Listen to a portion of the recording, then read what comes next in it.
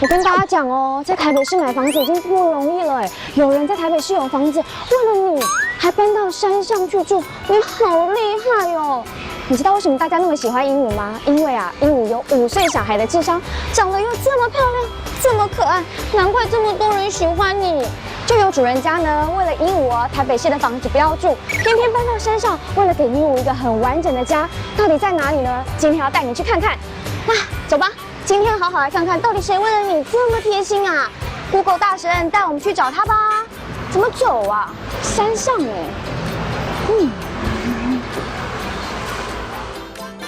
为了养鹦鹉搬家，可以说真的是很用心的主人。到底为何为了鹦鹉搬家呢？一定要找主人问问。虽然天公不作美，也阻挡不了我找鹦鹉主人的信心。相信皇天不负苦心人。费尽千辛万苦中之后，我终于找到了传说中孟母3000的这对鸟主人了。我们来欢迎我们的吕大哥，还有我们的慧姐。哇，你们好！哇，很好奇耶，为什么你们会为了鹦鹉，然后搬到山上来住啊？这里真的很山上哎。对啊，是很山上啊，空气又很好。为了鸟，那没办法，在台北我们有被人家投诉啊，就是因为它的关系啊。啊，是因为它的关系？为什么？因为它叫声太大声了。叫声太大声了，所以平常的时候它就会很爱叫嘛。没有人在家的时候，没有人理它的时候，它就爱叫。你有人理它的话，它完全是不会叫。因为我看它现在非常的安静。对啊。可是只要没有人理它的话，它就会一直大。它就会叫得很大声。哎，你们总共养了几只的鹦鹉啊？6只。6只，那它是其中1只的话，那另外5只都是灰鹦鹉。都是灰鹦鹉。吕哥、慧姐和鹦鹉接触后，陆陆续续养了好几只灰鹦鹉，还有1只巴丹鹦鹉，而且呢，形成了一个独特的生活圈。来听听他们的分享，鹦鹉的日常生活。灰鹦鹉才是王道，好不好？才是王道，对不对？你看，对不对？啊，灰鹦鹉最可爱，对不对？你最讨厌了，对不对？哎，他应该有一点不高兴了，他就知道你在骂我。好啦，好啦。我听说呢，在这个家里面哦，6只鹦鹉里面就有管家婆，很会管秩序，是哪一只？噔噔，那一只啊，背对着你们，北迪，就是那一只。那它都怎么管秩序？它就应该是鹦鹉，灰鹦鹉是所有的鹦鹉里面它的模仿能力算最强的的鹦鹉。然后它会很多语言，然后它因为我们也养比较久，然后它学习我们人类的话也比较多，所以它在鸟房里面，它就是有点类似领导者的风范，它会去。好像一个班长一样，会去管他认为的他的班兵，对，所以譬如说要睡觉啦，或者是要吃饭啦，或要喝水，他就是会起头会去讲说，哎，吃饭啦，喝水啊，睡觉啊，哈，这样子类似这样的话，会发号施令。对，然后别只的鸟就会去健儿就会去学习他所讲的话，会跟着他模仿他，然后学习这样子。一群鹦鹉的日常生活好有趣哦，但除了巴丹鹦鹉之外，灰鹦鹉却不大理我们。慧姐说，灰鹦鹉啊有胆小灰的称号，只能透过镜头和我们分享它们爱说话的可爱模样。爸爸我爱你。喂你吃饲料是妈妈，不是爸爸，是妈妈我爱你。说妈妈我爱你，北林。爸爸我爱你。哦，揍你哦！什么爸爸我爱你，爸爸我讨厌你。大概教个1、2天，他就会了。啊，教1、2天就可以了。对啊。所以他最快学会的是什么？最快学会的是什么？爸爸，因为我们会教他，就是讲爸爸妈妈的，然后他就会就先，好像一般都好2个字的先嘛。对啊，4个字的。这些可爱的鹦鹉可以当人类的好朋友。可是呢，要养它们之前，我们先来请问慧姐和吕哥，需要有哪些注意事项吗？那我现在有一个鸟笼，然后还有1根漆木，那我也可以来养鸟喽。没那么简单。你们2个是异口同声说没那么简单呢？没那么简单。为什么？你怎么回答？因为他们活动的空间需要很大，不是一个鸟笼就够了。所以还有你还要有时间去照顾它，去陪它。要如果对啊，你不陪它，它会咬毛啊。你曾经看过鹦鹉咬毛吗？把全对，全身的毛都咬光了。所以它们需要需要人家陪。从台北搬到淡水，除了避免鹦鹉的叫声吵到邻居之外，还有就是给鸟宝一个适合居住的空间。这里面有温度控制，还有风扇调温，比起人住的可不马虎呢。这也太高级了吧！来看一下游乐设施、积木，根本都是顶级的玩具，全部都是最高级的。哎，你们打造这个鸟房要注意什么啊？除了给它这些玩具之外，温湿度啊，温湿度要控制多少？控制在65度左右吧，它的湿度。湿度65吧，那温度到好像它应该好像印象中26到28上下吧。哇，对，不能太热或太冷，对不对？对，会造成。淡水这边冬天都10几度哦，真的。所以都一定要吹暖气啊。有，我看到了一台听说都不会关的冷暖气哦。冬天呢给它吹暖气，夏天呢也要给它冷气，让它的温度永远都控制在26、28度。所以这个，因为这是关系到它的免疫力的问题，因为它有所谓的恒温啊、什么湿度的问题。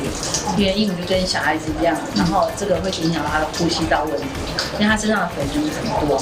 那你如果没有一个适合的环境给它去圈养的话，这个鸟房，它就等于是没有它的意义存在。原本住在台北市的吕哥和慧姐，空间狭小也无法打造鸟房。为了鸟搬迁到新北市淡水之后，打造了鸟房。随着养的鹦鹉越来越多，也对鹦鹉懂得更多，并且在这几年当中参加救援行动，帮助更多的鹦鹉脱离不适当的饲养环境。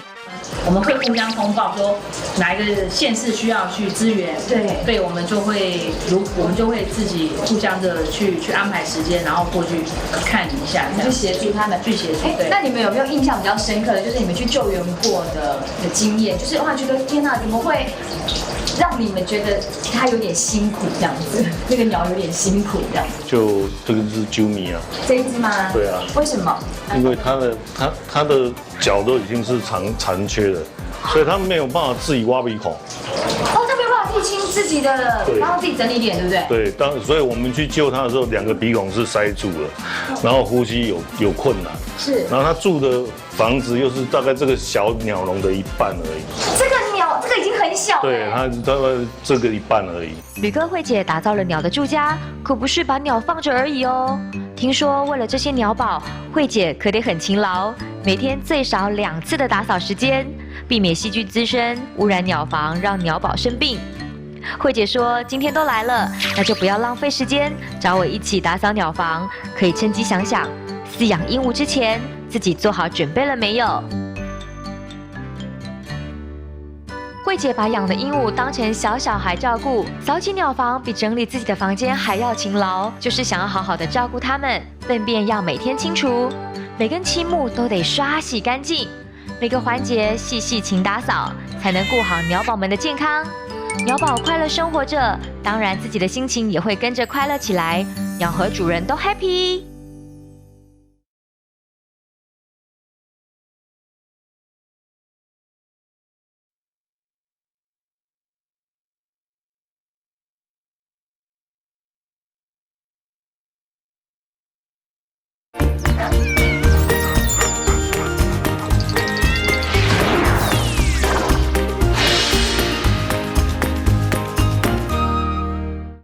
要当鸟宝主人，看来没这么简单。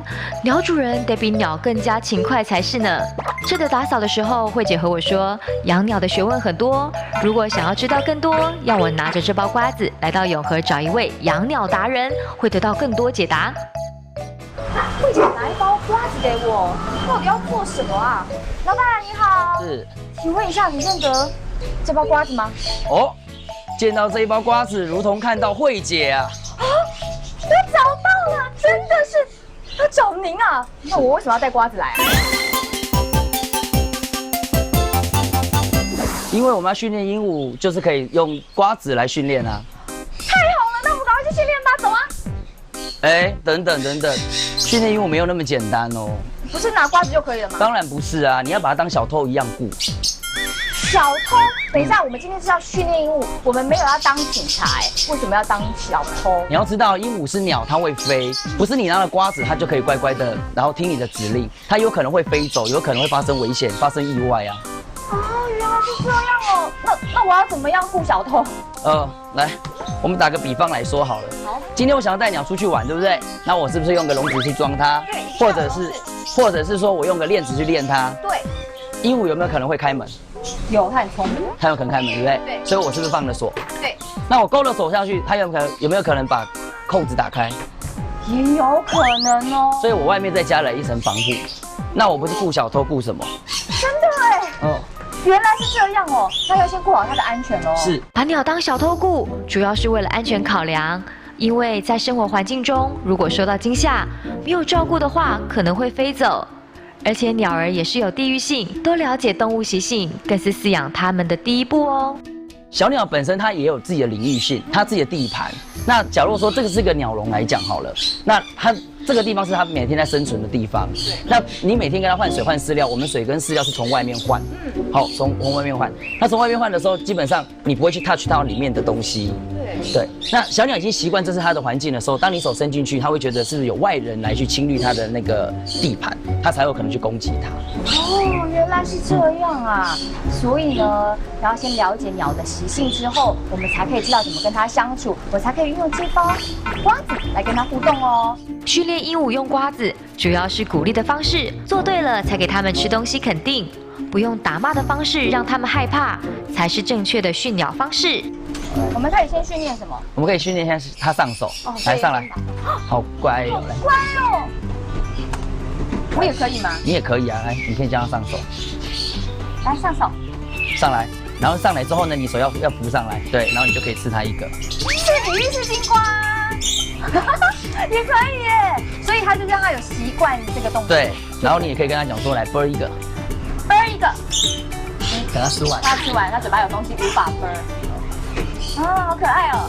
我们准备了，我们要亲一下哦。啵一个，讲话啵一个，啵一个，啵一个。你拿了瓜子的时候，要先跟他讲说来啵一个。他看到东西的时候，要看到东西，对，来啵一个。他还在给他的瓜子。好，很美好。好了，啵一个，讲话。啵一个。Hello， 啵一个。好乖。哇，好乖哦，亲亲哎。他说谢谢。他说干嘛？对，干嘛？啊，好可爱哦！现在我知道了训练基本原则，那我现在可以跟着伟哲哥一起来训练鹦鹉。只有经历这个过程，才能够知道要付出多少心力，懂得方法，好好的照顾鸟宝。我很想要像蔡康永一样，他可以站在我的肩膀上。当然可以啊，你就直接叫他上来就可以了。来上肩。哎，不会上。你手要放低一点，你手放低一点，对。哎，有上来了。然后，可是如果我们的鹦鹉啊上到我们的肩上，它一直很想要往头上爬，怎么办啊？我不建议耶，因为其实站在头上的话，有点就是跟你是平起平坐。差点老大对，当然是。所以如果它在头上的话，我建议就直接把它抓下来。只要鹦鹉它习惯性是站肩膀上的时候，它会一直在肩膀上。那当然有些鹦鹉它会直接往头上站，那我就会坚持一定要把它站到，就是拉下来之后放在肩膀上。它久而久之习惯，它自己知道说不能去上肩，就即便它从旁边飞过来的时候，它也会直接飞到肩膀上。所以如果它现在站在我的肩膀上，我就可以再拿出御赐金瓜，好棒哦！伟哲哥有说，要训练鸟宝们，很重要的是要让他们相信你，愿意配合你的指令。尤其这些鹦鹉们的智商都很高，取得信任之后，就是默契的养成，人鸟的相处会更好哦。好，来，我现在教你几个动作哈。第一个我们叫躺躺哦，这是还很小的幼鸟。那如果你要让它躺的时候，你要特别注意一个很重要的问题哈。第一个，它的嗉囊不能有太多的食物。哦，不能吃饱的。对，吃太饱的时候，如果说你做一个躺躺动作，有可能会去溢奶。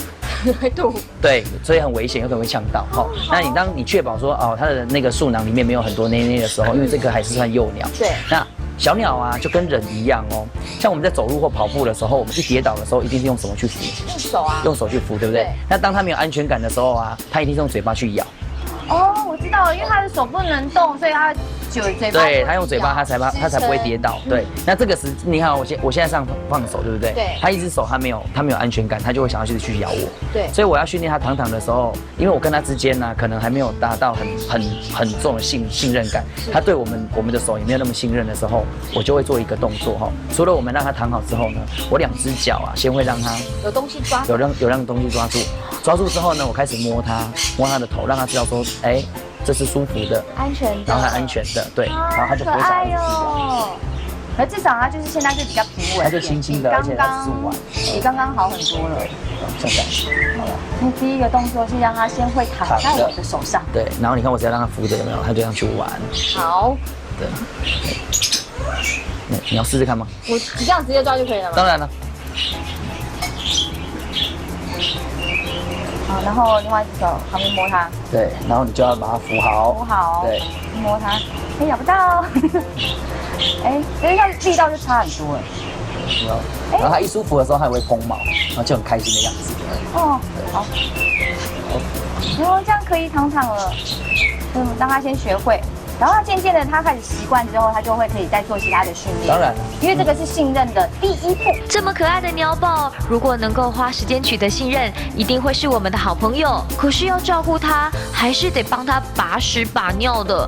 不知道鸟宝能不能做便便训练呢？就是从小习惯的话，哈，如果你每天呢有带它出来外面玩，好放风的时间，对，那小鸟每隔10几20分钟就会大一次，所以它在我手上玩一玩之后呢，我就把它放在桌上，或者是我可以拿个报纸啊、卫生纸，好，甚至有人在马桶上面训练。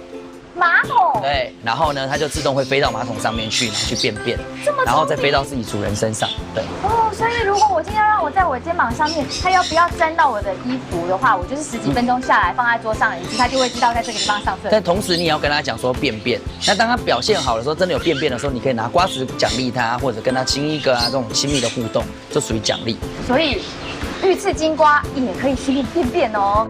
在经过伟哲哥的教导后，相信我也会是个懂得训练方法的好主人。有朝一日，我如果能够养鹦鹉，相信鹦鹉训练大师的头衔真的非我莫属。鹦鹉真的好可爱哦！没想到用对了零食，你也可以呢好好的训练它。只要你有爱心、耐心加恒心，你家的鹦鹉也可以跟你好好的互动哦。但是鹦鹉真的只能吃瓜子吗？伟哲哥跟我讲说，它是杂食性的动物，要给它均衡的营养。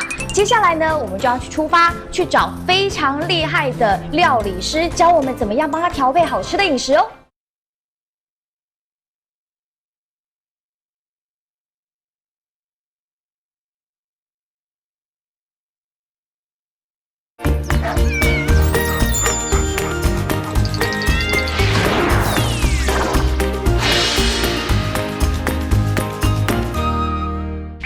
听伟哲哥说，鸟宝界的料理王就在土城的一家水电行，真的假的啦？怎么会在水电行呢？去看看就知道了。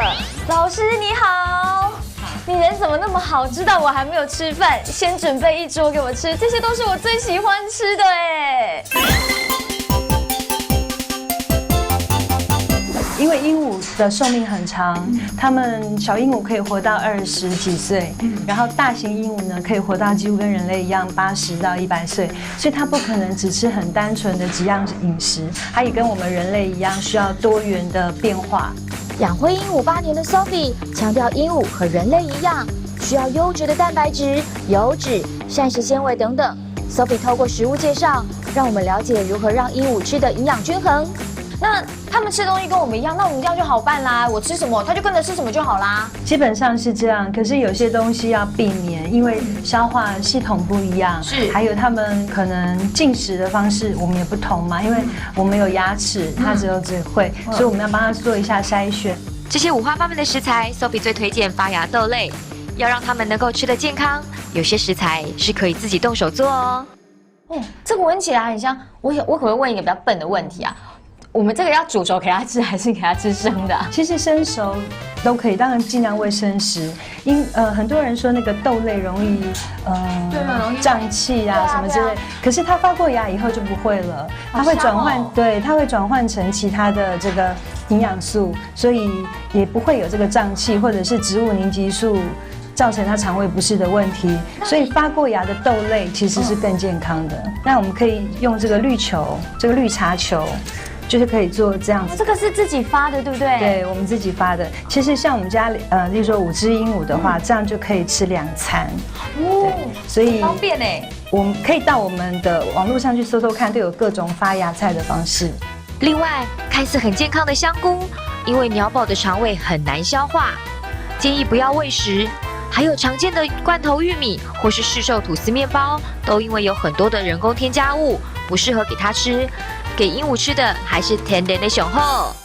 在野外，其实他们就是挑这样子的东西来吃，像秋葵，他们喜欢吃里面的种子，而且它高钙，所以这也是，这是扶桑花，就是还蛮适合现在的季节哦。鹦鹉喜欢摄食这个花蜜跟花粉哦，所以给它们花是可以的，是非常多的花苞、花蜜，他们都很喜欢吃。我们在选这个时候要不要小心一点？因为我们那个农友可能就是为了让它长漂亮的话，可能会有点农药。你在花店或者花圃买到的花是绝对不能喂食的，这个一定要是自己种，或者是它是食材型的这个比较。了解，所以这个也是要很讲究。然后还有啊，我们那个超级食物里面这个香蕉跟鸡蛋呢，这个可以吃吗？鸡蛋的营养当然是一定那个不容置疑，可是因为鸡有一些禽病，跟那个鹦鹉是共通的，对，所以生鸡蛋是不可以喂给鹦鹉吃的，没有吃熟的，对，煮熟。可是有些品种是不可以吃鸡蛋，例如说像折中，因为已经有研究出来，就是对他们的动脉硬化会造成比较，他们也有这个问题，他们有这样的问题，就某些品种。那现在既然研究出来，我们就避免掉。那喂食一点的鸡蛋，熟鸡蛋是 OK 的，可是也不能过量，因为蛋黄也会促使它们荷尔蒙分泌发起。哇，真的很多的细节，所以我们在吃东西，除了我们自己喜欢吃，但是要提供给鸟宝吃的话，还有很多要注意的。别小看喂食鹦鹉这件事，有很多相关知识要学习的。还有哪些注意事项？继续听 Sophie 来告诉我们。好，那这两边摆了这2包。是要煮意大利面吗？这个我也很喜欢吃。请问一下，鸟要吃这个吗？鸟很喜欢吃精致食物，非常喜欢。然后所以对米面，他们也米饭跟面食，他们也都可以吃。是。然后只是呢，要避免像外面市售很多意大利面是有含高钠，那我们就尽量挑低钠或无钠的。那如果你担心，就把它煮熟，钠的含量也会再降低。他们这可以就是真的是饱足感嘛，就是变化食材这样子，类似可以给他们吃。所以这个是生的跟熟的，他们都可以吃，好特别。他们很喜欢，因为那个形状很促进食欲，他们就会看都会想吃。好，那最后我有看到这边还有这个胡萝卜。他们是兔子吗？他们也可以吃这个胡萝卜的贝塔胡萝卜素对他们的羽毛的羽色还有他们健康都很有帮助。可是这个贝塔胡萝卜素它需要一些油脂帮助它吸收，所以煮熟可以给，然后再加一点油脂吸收更好。这样子搭在一起的话，它们就会纤维质，然后也可以帮助消化，可以帮助吸收，跟我们人一样，只要维他命 A。那我们这里还有这个马铃薯，对耶，马铃薯其实这个淀粉的营养对他们也没有那么需要，而且它需要煮熟是可以喂的，生食比较不适合。花椰菜，地瓜也是，花椰菜里面有皂素，所以它也是需要煮熟，就是稍微煮熟就可以给它避免皂素，因为会造成肠胃不适。那豆子要不要煮？豆子一定要的，因为像四季豆科的这个最好是煮熟给，因为它的植物凝集素会造成它的肠胃不适。Sophie 说了这么多喂食鹦鹉的注意事项，我能够全部记住吗？ Sophie 说要找鸟宝界的料理小当家，就是在开水电行的洪正，难怪要约在水电行。接下来就是要来场 PK 赛啦！因为呢，我刚刚已经学完了非常厉害的做菜原理，我要马上来做菜给可爱的鸟吃喽！真的吗？真的。好，那你准备好了吗？当然啊，我都有这个非常可爱的红萝卜了，我一定可以做出好吃的料理。那我们就来看看鸟宝会赏你的光还是赏我的光。好，今天我们要做菜给我们可爱的鸟宝吃，这些怎么来配？你每天都要做这么多东西给他吃吗？怀疑吗？我怀疑啊，我一天都没吃这么多了。哦，真的吗？对。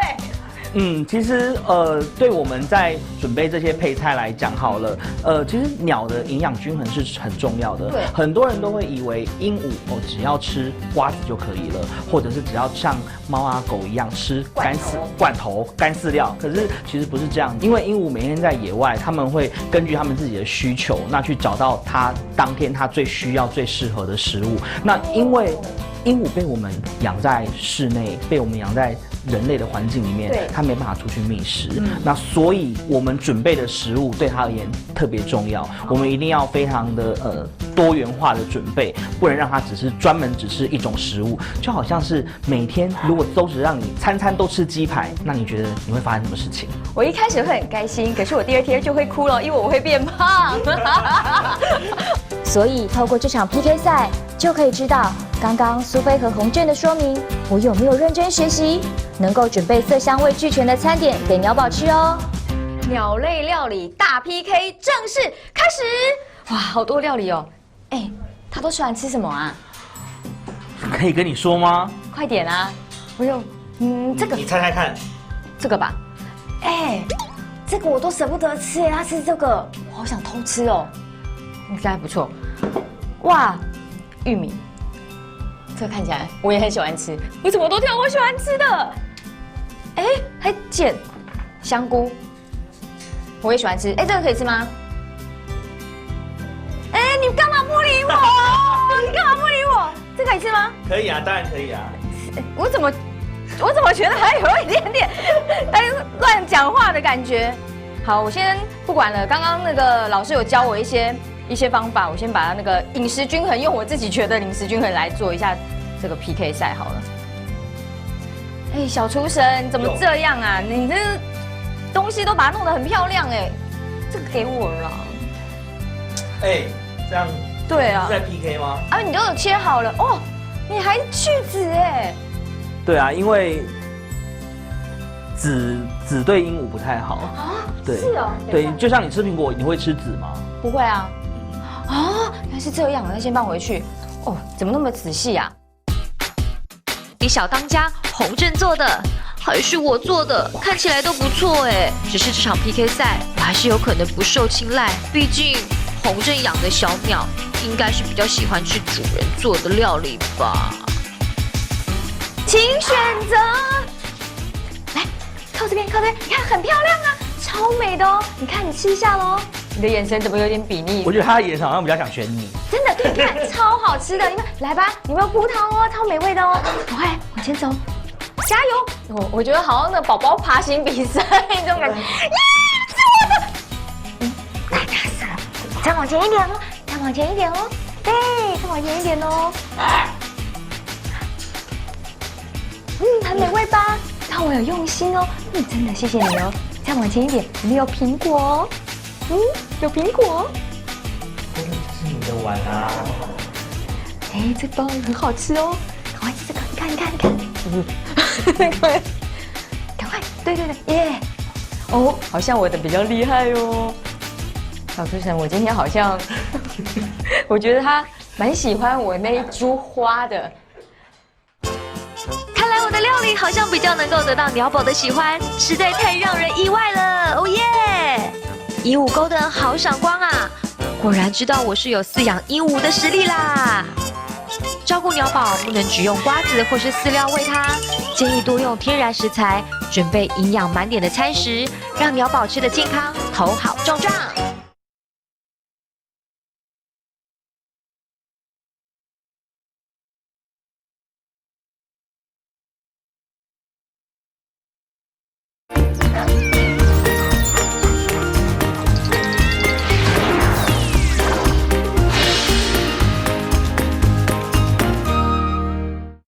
街头上要找动物医院还蛮好找的，但是犬猫这类的动物医院可以诊疗鸟宝的生病问题吗？这个答案我从 Sophie 那儿得到解答。约好鸟友一起来到专属医院，要帮鸟宝来做检查哦。不知道到了没？嗨，你是秀秀吗？嘿，我是苏菲介绍的秀秀。然后好可爱哦！哎，今天要看诊的是他吗？对啊，要看诊的是这一只美曲。我们鸟鸟啊不会讲话，可是呢，它也不会跟主人讲说啊，我今天肚子饿，我今天肚子不舒服，我今天感冒了。高医生啊，我想要请问一下，如果呢这个鸟鸟生病了，那我该怎么知道它会出现什么样的状况？通常我们观察一只鸟有没有生病，我们第一个蛮重要就是看它的整个外观的形态。诊疗鸟宝可是有专科医师的，这位高医师拥有多年的鼠、兔、鸟这类动物诊疗经验，而且本身是大学兽医系相关讲师，有他为鸟宝看病，会让饲主们放心很多。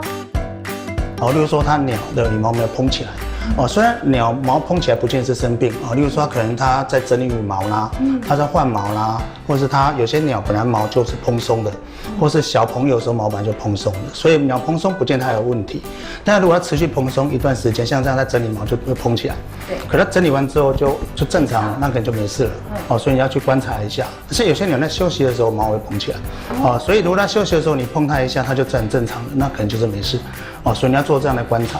那第二个是它的食欲食欲是我们看得出来的，比如说吃东西减少了，那可是有时候食欲其实不容易判断，因为有些鸟它可能吃东西减少了，可是它是正常的因为它的能量够了，它不会吃很多。那有些鸟吃很多，那体重在下降，那反而是有问题的所以我们要去做这样的一个观察。从鸟毛的蓬度、饮食习惯都可以观察鸟宝。高医师也说，虽然能固定量体重，但仍需注意鸟的体型和重量不是相对值。医师这边可以透过胸肌的触诊来顾健康。可是有重量不是绝对，因为它的体型会影响到重量，所以有时候我们去帮它做触诊，做胸肌的触诊。因为它们的鹦鹉它所有肌肉都在胸肌上面它们所有胸大肌跟胸小肌，这两块肌肉只要精神食欲减少，能量耗的比较多，它就会不见。所以你就从它本来正常是这样子的，它会变这样子，然后变这样子，变得很消瘦。刀胸好可怕。所以我们谈过有一个字叫的嘛，就是刀，很传神的字。你只要摸到刀，摸不到肉，那就太瘦了。但是通常鸟到这个程度就会是很危险。高医师说，顾好鸟宝健康，基本可以借由检查羽毛是否缺损或是凸起，还有翅膀的对称度。要是飞行时撞伤，两边肩膀就会不同高。鸟儿的外观会有蛛丝马迹，供医师找出生病的原因。然后再来，我们看它基本的一个观念，就是我们通常就看它的眼睛眼睛有没有红，有没有肿，眼睛有没有分泌物。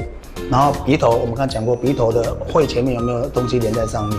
鼻孔旁边的毛有没有脏脏的？鼻孔有没有皮泡泡或鼻水在上面？那医生比较常诊断的时候，我们通常会做个诊断，就是我们会将鹦鹉科鸟类，我们做它的鼻后孔的检查，就是它们的喙的上面打开之后有个洞，鼻后孔就是连鼻孔这个洞。那这个洞通常不容易看到，除非它打哈欠或它吃东西的时候那不然就是我们要做一些特别的工具，把它嘴巴打开才看得到那因为这个很多的像灰鹦鹉或像巴旦或像那个折中这些中型鹦鹉，它们很容易因为某些营养性的缺乏，维生素的缺乏，它鼻后孔的那个凸起都会萎缩掉，所以我们看到那个东西就会知道它是有这个问题那有这个问题的话，通常它就可能眼睛会肿起来啦，舌头会肿起来，下巴会肿起来。那有办法处理吗？那个通常是要维生素 A 的补充，然后再做清创的动作，通常都是可以治疗的啦。所以我们需要做这样的一个动作。比如说，我们常常会检查他的下巴。有时候你看到他在下巴这里摸，这里就凹下去就正常。如果你摸下去是鼓鼓的，就是有问题。还有网络上有人分享，透过观察鸟便便来猜测鸟宝是否生病了。对于这一点，高医师强调，拉肚子对鸟来说是严肃议题。可是鸟类的粪便是水便合一，鸟主人该怎么观察呢？所以你看到一只鹦鹉有拉肚子的情形，我们第一个要去判断它这个便便的形质，它里面是水分比较多呢，还是粪便的形质也是有问题？它如果粪便形质有问题，那通常代表它肠道有问题，我们叫肠炎所以拉肚子只是一个俗称我们就所谓讲就腹泻，它主要就是肠子发炎。那肠子发炎通常它粪便有一些特别的状，就特别的味道啦，可能特别的形状。那有一个蛮特别的是，假设你看它拉肚子了，然后隔了几个小时它有正常大便出来了，然后隔几个小时又拉肚子，那就不叫拉肚子，那只是食物的改变造成它消化道的粪便的变化而已。就像我们正常，我早上拉肚子，下午不拉了，晚上又拉了，然后隔天早上又是正常大便，你不会说你也拉肚子通常这种粪便就是因为你食物有关联的粪便，对，所以那千万不叫拉肚子。通常除非它卵年的便便连续超过24小时都是这种便便，都是不成型的，那可能会有这种问题。那在鸟一个蛮容易被误诊拉肚子，是因为鸟，尤其鹦鹉，它很容易不舒服就不吃东西了。是，当它不吃东西的时候，鹦鹉比较特别的是，它们跟我们人的肝脏的胆汁是分在胆囊里面储存的，但是鹦鹉是直接把胆汁直接分泌到它的肠道里面来的。所以当它没有进食的时候，它胆汁也是在分泌，所以它大便就会变得越来越绿。变成浅绿、深绿、墨绿，然后这边变成黑绿的。我们都以为吓死了。所以你只要看到这种绿色的便便，通常我们第一个会问鸟友说它吃东西怎么样，通常都是吃的不是很好。那如果有经验鸟友就知道说，有些大的鹦鹉在白天起床的，像刚才。它被惊醒了，惊醒之后，它可能变出来便便就是很绿了，然后隔了1-2个小时之后就越来越淡。正常。睡觉之后排的便通常是这样子。所以如果有概念就知道，那个大绿色便其实不是很了不起的事情，因为我们很容易被台语的那种唰前菜吓到。所以这拉绿色便在很多动物是正常的现象。鹦鹉的智商很高，最常见的因为焦虑出现啄语问题，导致它们受伤。高医师表示，最好的方式还是及早发现，避免它们自我伤害。那它这样子咬毛的状况会持续多久啊？不一定。不一定，就是只要它有出现这状况，除了它常常咬毛的情况，可能就要特别注意一下。对，有些还没明显到羽毛损失之前，我们可以用一些营养上的攻击，像色氨酸的供应啊，或是改变它的饲养的状态，有这可以改变这样的状态，但是不是一定可以改善，因为有些情绪问题就是很难一定会得到什么样的结果啦。对，所以很多鸟咬毛，我们要在意是咬毛只要不咬出皮破血流。通常是不会有什么太大的。我的朋友他的就是这样咬到整个流血都不会停戴头套呢就直接翻滚。如果当真的咬到流血了，通常就说戴颈圈之外，就可能有很多颈圈有时候头套有颈圈，还有身体的护衣。有些可以把鹦鹉穿衣服的，穿衣服它就不会去咬的。因为它只要去咬它有伤口，你除了让它不咬之外，没有其他办法。真的。对，所以我们只能做一些限制的动作，这样子。我们人类有做健康检查的观念，早知道早预防。至于鸟宝们需要做健康检查吗？高医师建议，鹦鹉大概1岁大以后就可以接受基本健康检查，或是平均2年进行一次，确保鸟宝们的身体健康。高医师说，养它、爱它就要照顾它。养了鸟宝之后，鸟宝就是以主人为全世界，所以主人对它的全心照顾，真的就是给它最好的爱了。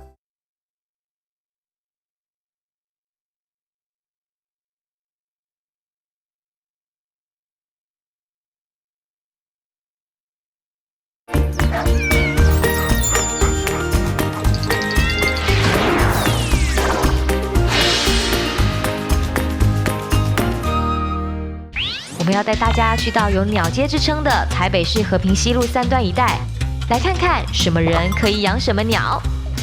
咯滴咯滴，好可爱哦 ！Hello， 你好，怎么那么多？嗨！哇，这里超多种不同的鸟的。来到鸟街全世界的鸟好像都在这里了。你想要养什么样，在这里都找得到哦。而且听说这里的鹦鹉有很多种。到底台湾人喜欢养什么样的鹦鹉？我们去问一下老板。我刚刚看到他喽，老板你好。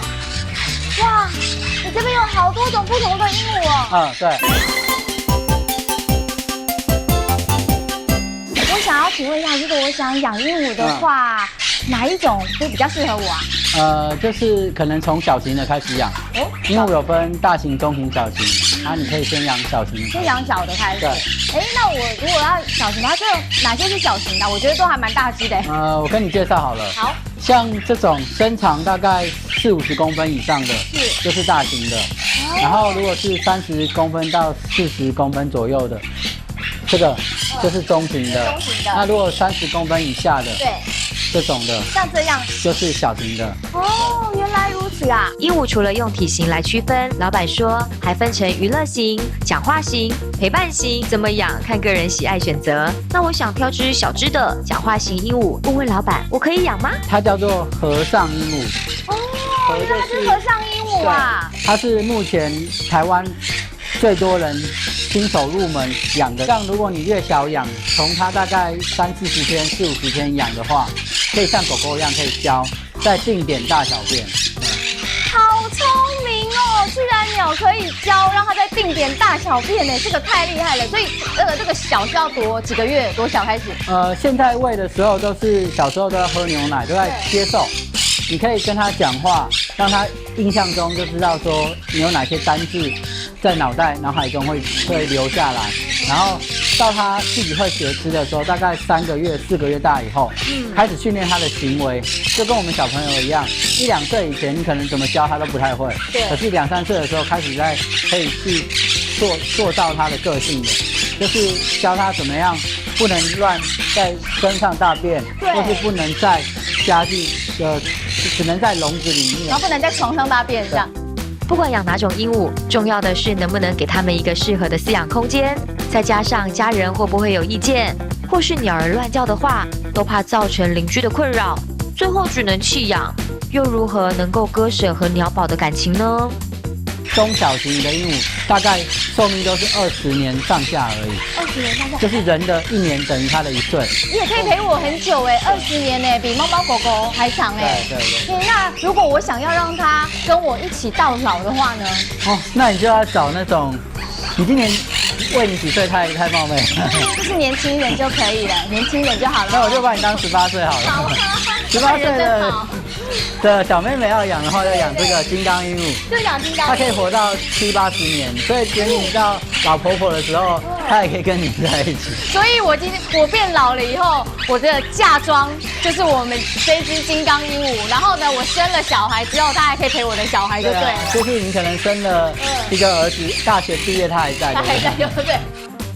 鹦鹉的寿命很长，想要养鸟的人都应该好好思考这个问题。尤其被人类饲养习惯的鸟，更不适合野放。鹦鹉是陪伴我们一辈子的鸟儿，饲养它之前，更应该仔细想想。哇，这些鹦鹉都好可爱哦！那我养的话，也只会养1只而已啊。那平常我只有跟它相处的话，它会不会想要交朋友？有时候你跟它可以单独相处，那有时候你也可以跟它在外面就是找朋友，对不对？啊，找朋友也可以哦。因为鸟是群居的动物啊，对。听老板这么一讲，我想到教我们这个鹦鹉饮食的 Sophie 老师有跟我们分享，他们呢常常不定期举办了鸟聚哦，因为可以让鸟一起交朋友之外，这些饲主也可以分享饲养的心得。听说他们今天好像在三峡也有鸟聚哎，马上连线给 Sophie 老师。嗨 ，Sophie， 你在吗 ？Hello。嗨 ，Peggy， 你们在做什么？我们今天在三峡中原国小办鸟聚哦，你要不要过来玩？看起来好热闹哦！今天来了很多鸟，我们都是认识很多年的鸟友，每年固定1次的聚会。那为什么要有这么多的鹦鹉聚在一起呢？因为鹦鹉也要交朋友啊，在家里它只看到我们，可是其实鹦鹉是团体生活的物种，所以它们也要交朋友，它们也会认得其他的鸟跟其他的鸟主人哦。哇！所以今天大概数一数现场有多少人，然后什么样的鸟、什么样的鹦鹉为主呢？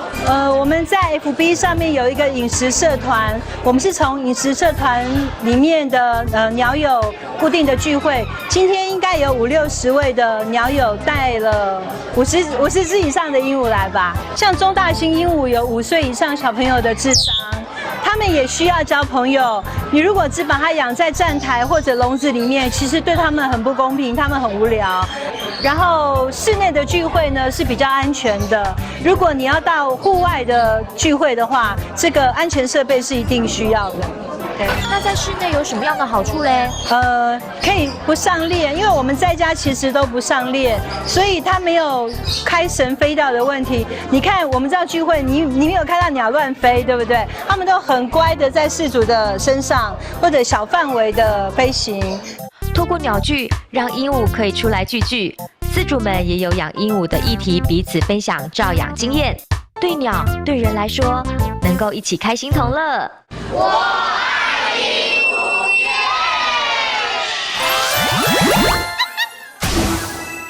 看到刚刚 Sophie 他们的鸟聚好好玩哦，而且所有的鹦鹉都聚在一起，看他们非常的开心哦。不过啊，他们在室内，我希望我的金刚鹦鹉可以展翅高飞啊！老板有没有办法？有啊，现在有一个社团叫做金刚帮。那让老板呢来帮我们来看一下这个金刚帮。金刚帮放飞的过程喽。在我们王牌金刚党里面，其实我们鼓励让鸟宝出来接受放飞，一方面是他们真正能够运动得到，因为像这一种特别在我们王牌金刚党里面接受训练的金刚鹦鹉，其实他们都很强壮，那他们呢的活动力也特别大，所以这种金刚鹦鹉如果长期关在室内的话，其实它很容易会有忧郁症，那会拔毛，会有这个忧郁的倾向，在沉迷。所以其实我们鼓励大家把鸟宝带出来，然后我们就是成员社团当中很多鸟友可能有幼鸟，他还不知道怎么飞的，那透过我们前辈的传承，从一开始的牵线，然后再到喂鸟的哨音训练，然后甚至到最后可以很稳定的站在手上，然后到最后呢可以这样很自在的放飞出去。其实中间需要很多的耐心，那其实有这个社团的大家庭，会让你训鸟的过程更快，而且更安全。鹦鹉圈著名的金刚帮放飞鹦鹉壮观的画面，曾经被多家媒体采访过。而他们会固定在星期天的下午，天气晴朗的情况下，再找空旷的地方进行放飞，并且让鹦鹉挂上脚环、电话环和 GPS 定位系统，确保安全的情况下才能放飞。哇，全世界的鹦鹉呢有300多种，它们每一只呢都长得很漂亮，颜色也很艳丽。重点是它们很聪明，还会跟你说话哦。但是啊，你要养鹦鹉之前，你一定要想清楚，因为呢你要照顾它们需要空间还有时间的陪伴，所以呢养了它们之后，千万不要遗弃它们哦。它们从小被你饲养，很难在外面存活。如果不小心让它飞走了，它们会很可怜的。今天的萌宠攻略鹦鹉版到这里告一段落喽，别忘了继续锁定萌宠攻略，让你认识更多人类的好朋友哦，拜拜。